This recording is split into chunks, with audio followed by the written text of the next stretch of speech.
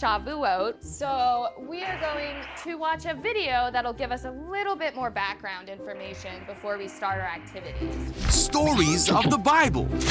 Ruth and Naomi. Can anybody raise their hand and guess what this might be? Layla, what do you think it is? Wheat. Good guess. So I don't know if you guys have ever seen it in person or if it's also called grain. Yep. We're sometimes used to seeing it up on our brachot, our blessing cards, and we're going to pass it around so you guys can kind of see and feel, but we have to be gentle because the way you make flour is by mushing it up. So we don't want to accidentally make flour, okay? So this is going to be our inspiration because we are just like Ruth. It's all right. We'll all have a chance to touch it. I would have to too. So Ruth, in the video, it just briefly touched on it. Let's make flour. But Ruth chose to stay with Naomi. Did you guys hear that? So her and her sister had the option that they could leave Naomi for an easier life, okay? And she chose to stay with Naomi and keep her safe. And that was a lot of Ometz Lev. That was a lot of courage to choose that because it was going to be a hard life. How they said that they didn't have any husbands in that time, that made it really, really hard. It was very difficult to live as just a woman on your own. So she lived with Naomi so that it wouldn't just be her on her own.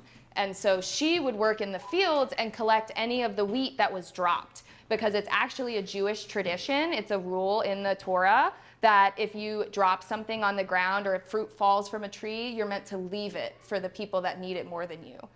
Okay? So we are going to be drawing inspiration from that and making a little three-dimensional grain bookmark. Isn't that adorable? The process of making flour is actually really, really difficult. So, because you would have to break this up, get it fully mushed up, and then mush it again, and then strain it. So it takes hours and hours and days just to make a teeny tiny bit of flour. So if we get frustrated with this, it's meant to be a reminder of just how much strength and courage Ruth had to choose to help Naomi and stay with her and to make the flour to take care of themselves. Okay? So each of us will get a little bookmark, and I have gone ahead and put the first lace in. Right now, we have a ribbon coming out of each side of the stem. So we are going to pick one ribbon, one side, and we are going to take it and shove it into the one to the outside. And we are pulling it through the behind. But while we're doing it and we're taking our time and meticulously using our little fingers to get the string through the little holes, be thinking about the courage and the strength that Ruth showed. Okay? So we're pulling it to number 2. So you're pulling it, yep, to number 2, this one. So that to there. And once we get the first one, then we have to go back into the middle. So we would take this one right there so that you can then pull it to the side. Just like that. Can anybody raise their hand and remind us what we are making right now? Marley. I'd like to remind all the elements left that I forget her name. So it's one of our Maureen. Ruth. Yes? Ruth had to go with Naomi. Perfect, yep. So it's supposed to represent the wheat in the story of Shavuot.